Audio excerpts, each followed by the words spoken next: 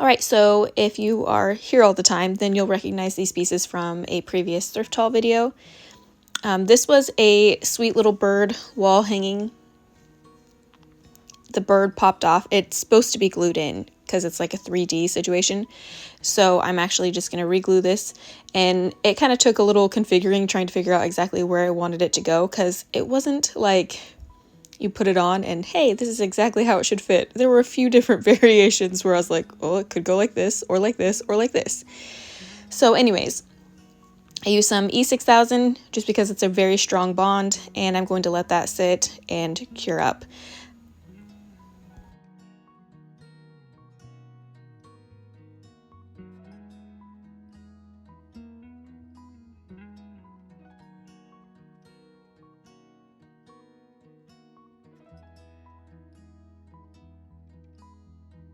These two shelves I found, I loved them so much. I thought they were just stunning. It was very hard to tell what exactly was going on with them because they just have the like dark stain paint situation over the top, and a lot of it was coming off.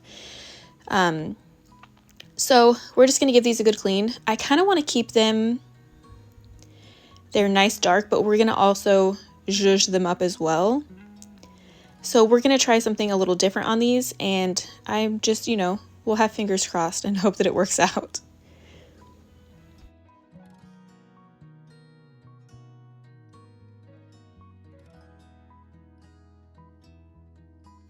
So I'm going in with Woodland Harbor. This is just a very rich brown, and it has like a purpley undertone. It's one of my favorite browns to use because I typically don't ever use it on its own like this, but it works amazing blended with other colors. Like, it just turns into the most lovely shade when blended because it has that purpley undertone. So I really love this. I've gone through several jars of it, even though it's just this brown color, but it's kind of like the perfect brown color. You'll notice when I'm working on smalls, I also use smaller brushes just because they usually have like little crevices and tiny areas to get into, and it makes it a lot easier on me to use the tiny brushes because a lot of them that I use have like points and angles that just help making sure that I get the entire piece covered.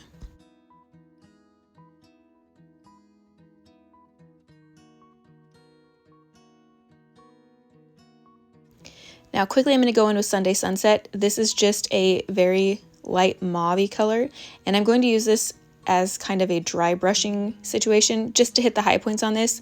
These, I want there to be a lot of layers on them, but not be too crazy. But I do want all those details to stand out because somebody did a really great job making all those flowers on there, and I don't want that to be taken away. So once that dries, I'm going to go in with some gold gilding and just hit again some of the high points, but not as aggressive as with the dry brushing. So I'm just kind of going in everywhere that I want it. And then if you wanted a stronger look with the gold, you could go in with more of a liquid kind. Whenever you do like the rub and buffs or these gilding waxes like in the tubes and things, you'll get a more rustic finish with them if you're using your finger in these products because they don't give you clean, crisp lines. They just give like this really soft glow, but they're so powerful. I love them.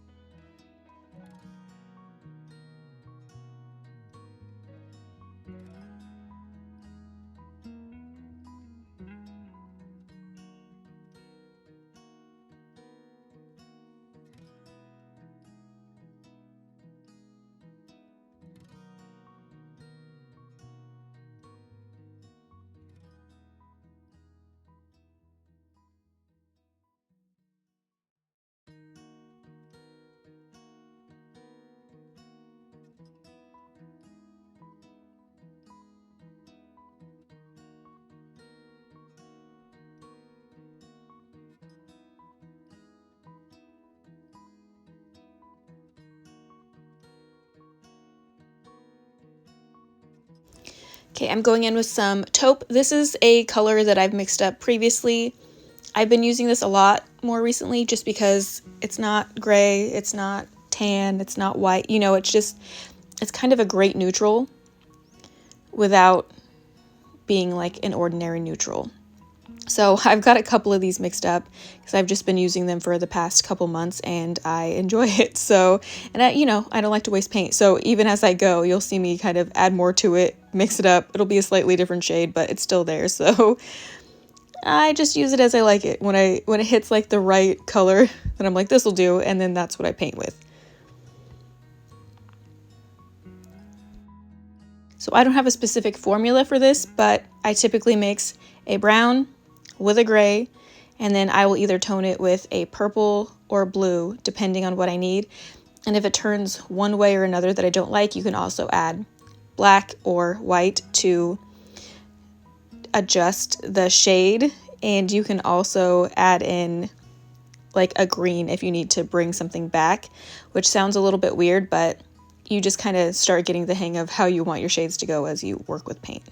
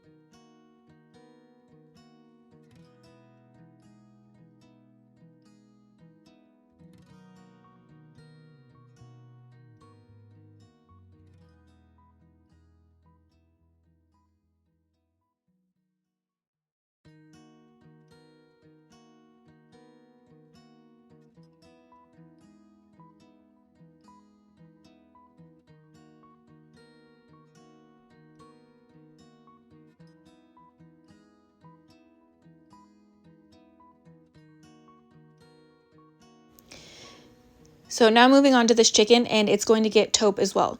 I kind of thought it would be fun in this video to show you the difference between a white dry brush and a white wax, because it gives you a very similar look, but they're two different techniques, and I feel like they both have their place. So I thought it'd be kind of cool for those of you who haven't done both to kind of see how they turn out. So that's what we're going to do here. I'm going to do a lineup of these like taupe colors, and then I will do 2 in a white dry brush, and then I'll do 2 in a white wax, just so that you can see kind of what the difference is. I'm giving the duck a good clean too, and if you remember, like the very tip of his tail was kind of missing just a teeny tiny bit, so I'm also taking some sandpaper to that to smooth it out so it's not like just this weird missing chunk of tail. And this last little guy is the teeny bird, well, not teeny, but the bird that was inside the bird cage that I picked up. So I'm not doing anything to the bird cage because I loved it how it was, but I felt like the bird needed a little makeover. So again, I'm just going in with that same taupe color, and I'm going to paint all these guys up.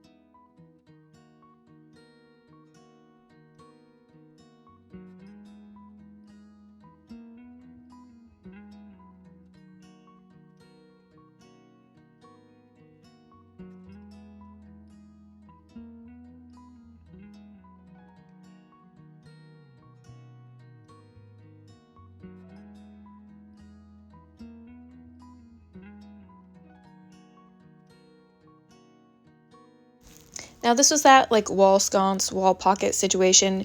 They had like a weird telephone wire on the back for hanging. Yeah, we're taking that off, and this guy's gonna look completely different, thankfully, because it just wasn't quite right.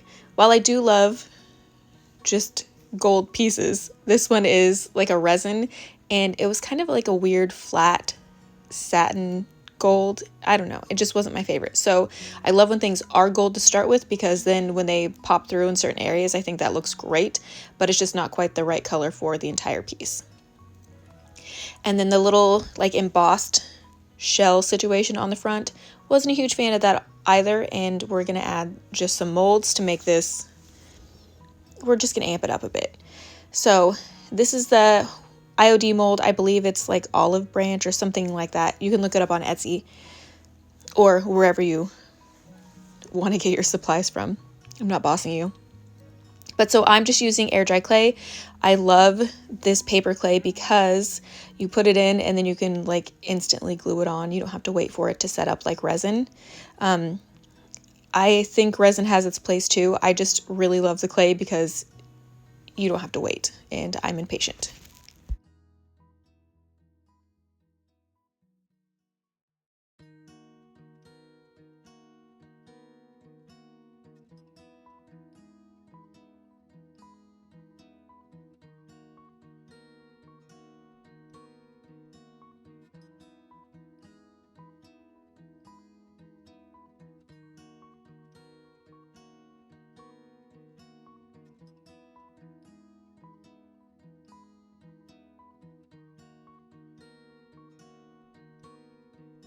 So from here, I just figure out the placement that I want to use. I know that I want to cover up the shell portion. I don't mind the little bit underneath it, but just I need to figure out how I'm going to put these on here to kind of conceal that. And so I'm just working out the pieces that I want to use and then getting them on there how I like, rearranging if I need to, and then I will glue them on. I will then wait until the clay has been on there for a bit so it gets kind of like, it's not fully dry at all, but it has kind of like a crustiness to the outside, and once it hits that point, then I'm comfortable with painting, because then I know I'm not going to mess up any of the details.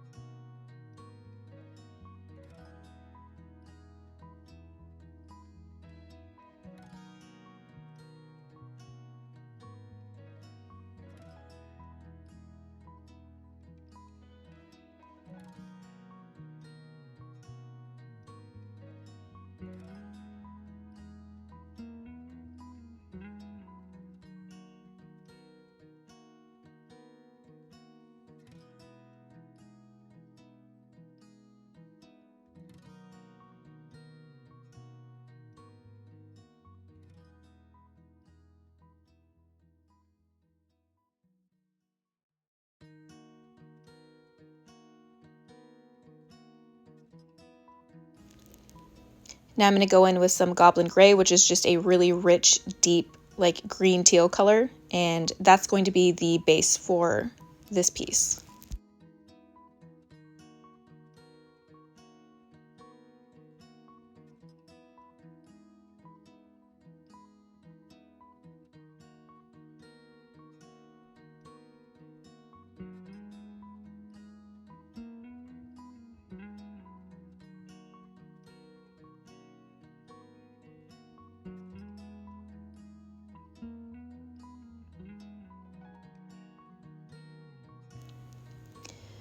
While that's drying up, I can go in and start doing some dry brushing because the taupe has been on these guys long enough to dry. So when I'm doing dry brushing, I like to have a very loose bristled brush. I don't want it to be like a brand new one that is pristine, because it'll lay down too much paint in here. So I dip it in the paint, and then I dip that paint into the lid, and then from the lid I will then kind of take more off on a cloth or something to even take less, or to even have less paint on the brush.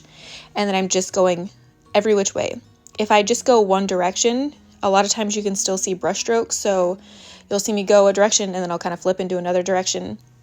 And I'm barely touching this and just making sure to really offload the brush as much as possible so that you don't get these big splotches. Now, if you do end up getting a splotch, you can go back in with your original paint color and fix it in that area and go back. But let's be real, it's not what we're gonna do. So I'm just gonna try and be careful in the first go round. So the reason I chose this one in particular to be dry brushed instead of white waxed is because it has a lot of detail on it, but it's also very fine detail. The grooves aren't very deep. So the dry brush, the paint is a lot thinner than wax. And so it's easier to hit these high points with a really, really dry brush and just get those and leave the other parts of it down and out. Now, you can still totally, absolutely do a white wax on this and it will still look good. It will just be a much lighter end result because the grooves are so shallow that you're going to get a lot more wax stuck on this. So you can just kind of pick and choose your pieces, and you can do it however you want. If you prefer white wax, great. If you prefer dry brush, great. If you like to do both, also great. Whatever you want to do. I'm just letting you know options and then where my mind's at when I choose to do one or the other. And if I'm being honest, sometimes I do one or the other based on what's sitting in front of me. So there's also that.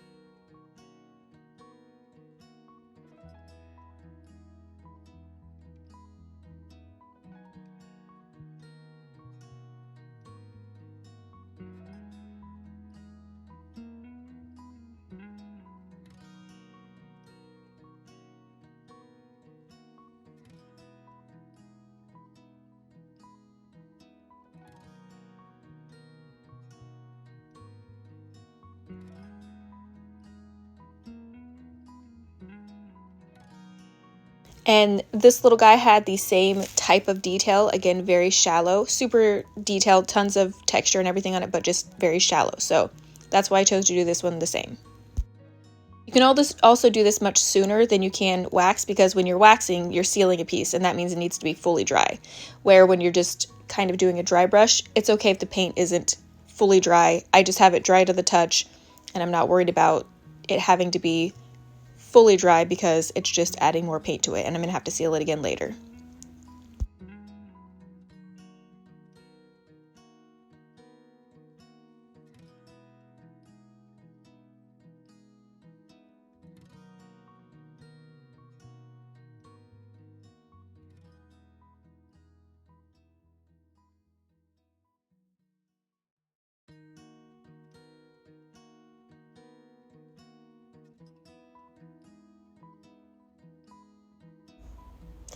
Now, while we're waiting for those to dry, I'll go back to these little shelves and I'm going to seal them up with clear wax.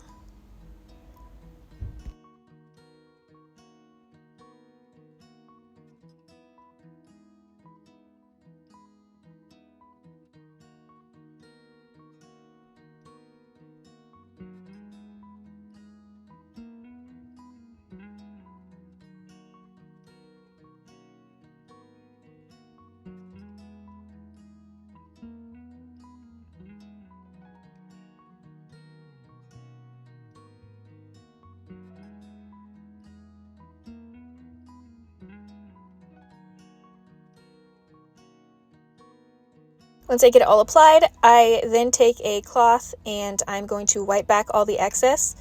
Now, this is going to sit in some of the low places because I can't get the cloth in there, and that's what I want for this. So the wax is all going to harden as soon as it dries. It's fully cured after about 30 days, just like a typical top coat.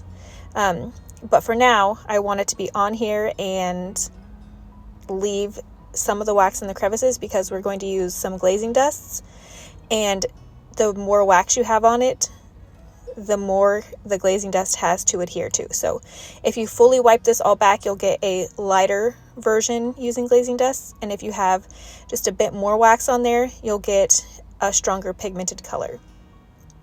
So I'm just going to be working with a couple jewel tones. I have like a violet, and then I'll also have like a tealy type blue color.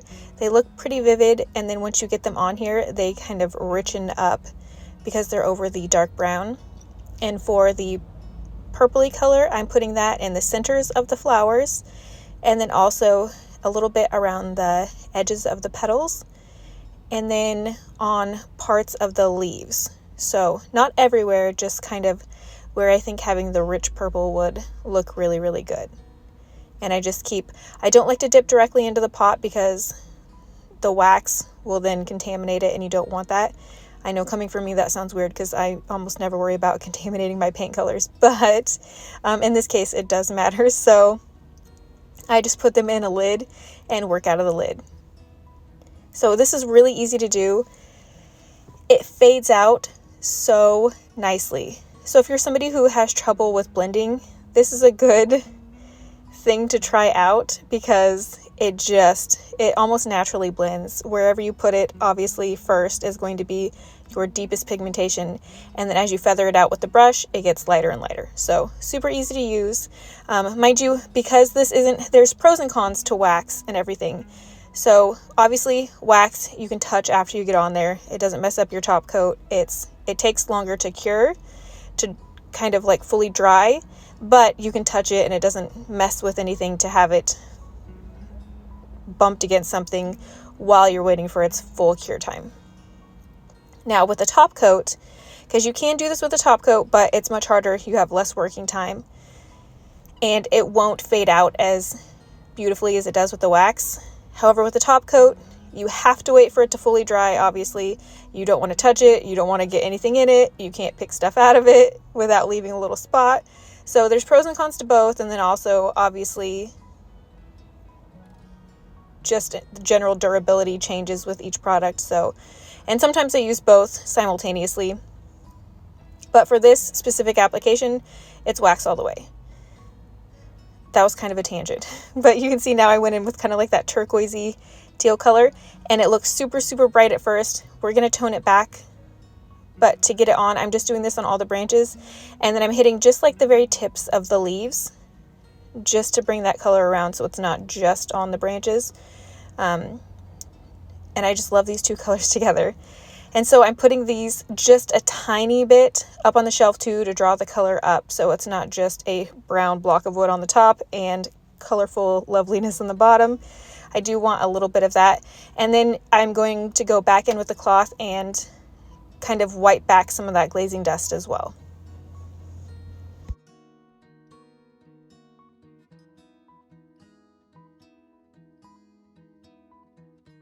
I was using a relatively small brush to apply that. I have a slightly larger brush here, and I'm actually just using it to kind of blend out, spread some of the wax out, get some of the color movement, and to help it fade a little bit because I don't want it to be super strong. I want this to look like it's been on there a while.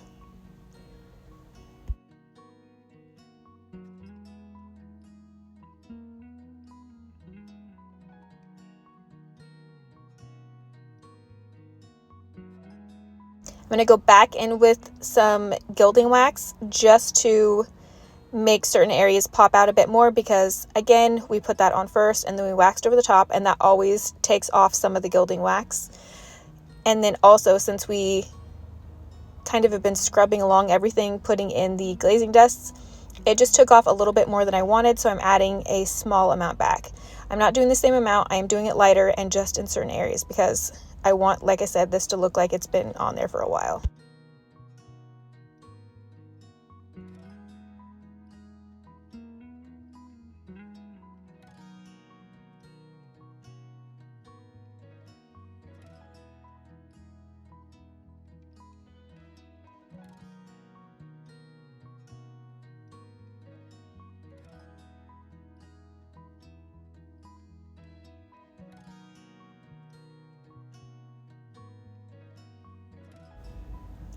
Back to our teal piece, I'm just going to go ahead and add our second coat.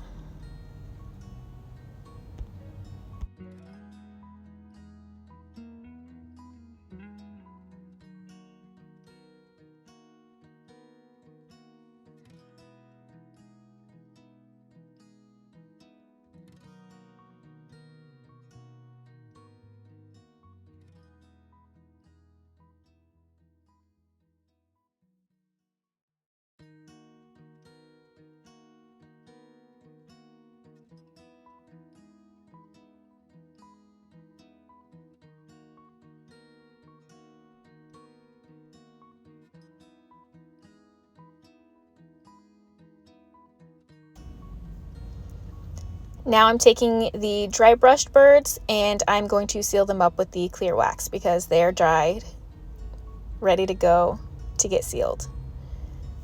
So you guys let me know, is it hard for you to kind of understand how this is going with the pieces all being kind of disjointed? This is how I work. Like, I try and get everything done that needs to dry, and that way I can move back and I'm not wasting time going through each piece. Like, I would never do a piece at a time. It's just wasteful of your time. So I start out with the ones that are going to take the longest to get those done. Like, I started out with a glue up and then could start other projects as I go along. And that's just how I do. It's all in like a rotation so I can make the most of the time that I have. Now, if this is hard for you to follow on video, I completely understand. So if if there's like 1% of you who can't follow along, then I'll probably just keep it how it is because this is how I work. But if the vast majority of you would like to just see each piece done at a time on the videos, I can try and do that. I feel like it would be a lot more editing because this way I just put the clips in as I'm working on them. So it's really easy for me to keep track. And this is the actual flow that I'm using. But if it's hard to follow along, just let me know and I'll try and break it down so that, you can see what specifically is happening to each piece. But I feel like you guys probably work the same way.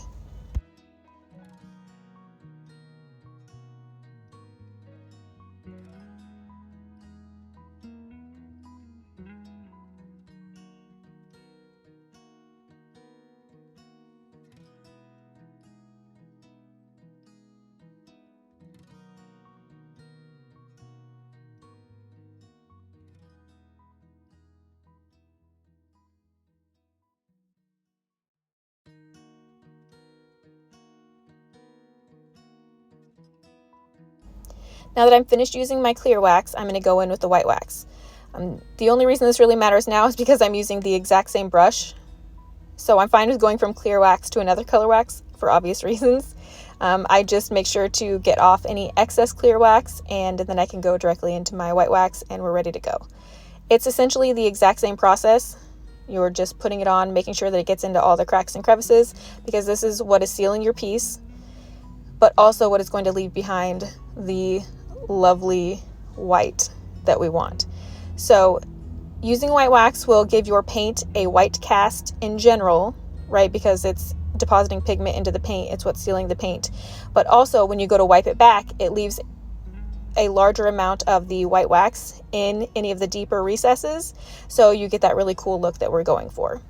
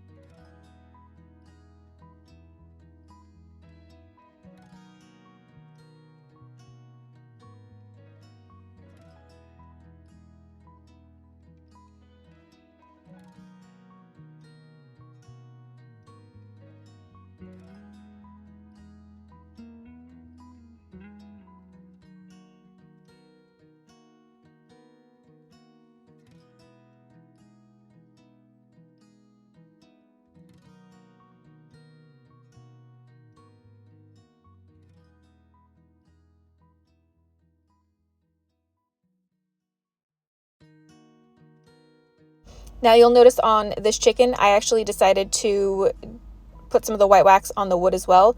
It's because I didn't want it to be such a contrast between. So this is going to tone down the wood, and then also there's some deep grooves going around the edges of it. It will sit harder in those areas as well. So it kind of just makes it look a little more cohesive, but you could completely avoid the wood too, and that's fine.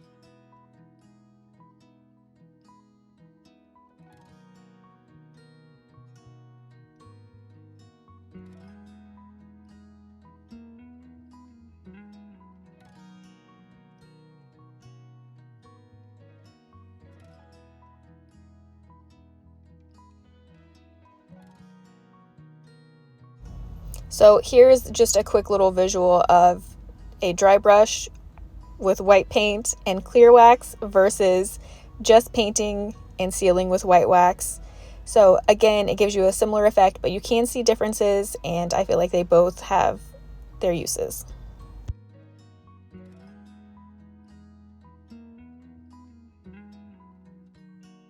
All right, back over to our tealy wall sconce. I'm going to be using some of this gold gilding. So this one is actually water-based, so you can spray it with water and you can get a really, really loose liquid, or it can be lightly wet and you can do it like a gilding wax. It just kind of depends on what you want.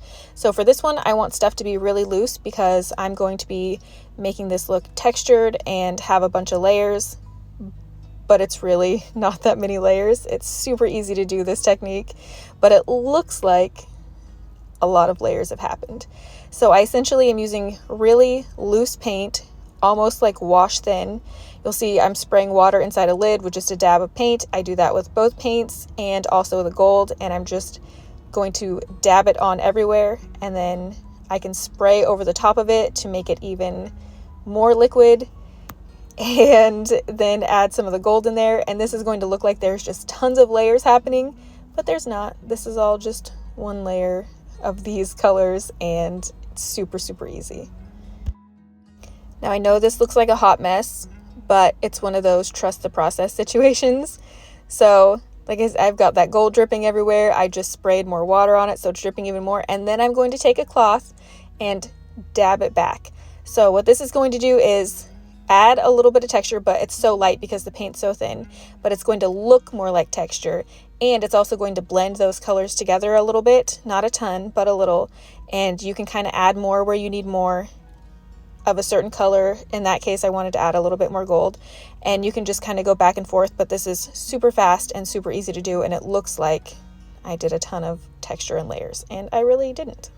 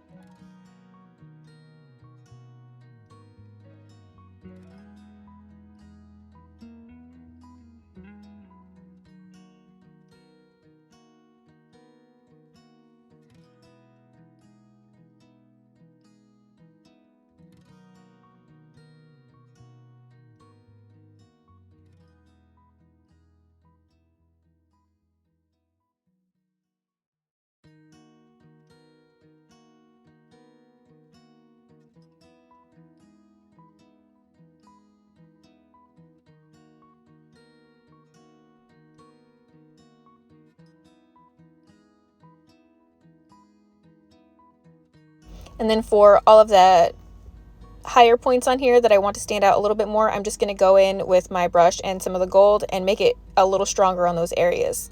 So you could obviously skip this part if you want, but we know that I don't like skipping out on gilding, so I don't.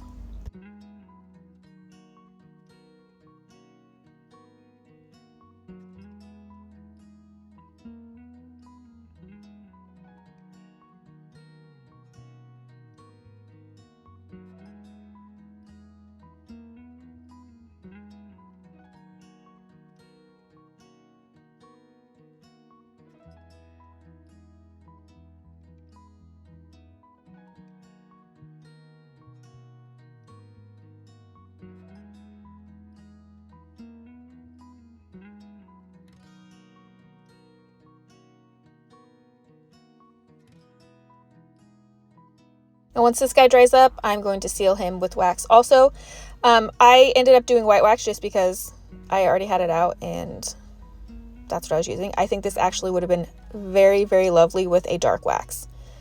Clear wax would have been fine too. But I think the white wax gives it more of a textured look, where the dark wax would have made it look a little bit more rich. So again, it just depends on the end result and what you want to do there.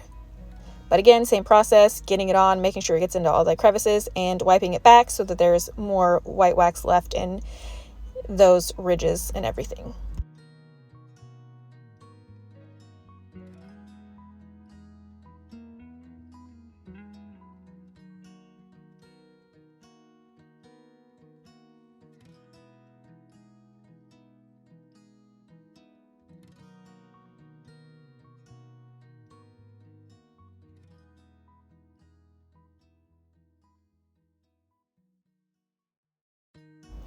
Now the white wax toned back all the gold that I had on there.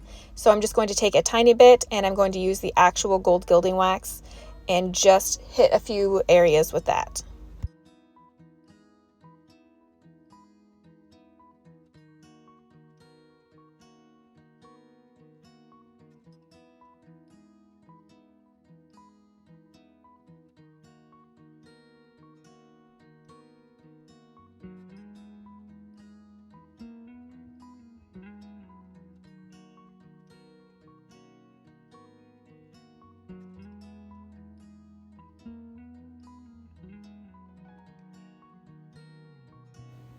Next up, I have this set of wood-turned candle stick holders. You may have remembered these from like a thrift haul a while back. They had like a blue dipped swirl paint job on them. I just stripped them with some citrus strip, which you guys know I hate. It took several rounds, which was not pleasant. And I'm finally feeling like I'm ready to touch them again after being irritated. So I'm just sanding off the last little bits of paint and I'm just going to throw on some white wax.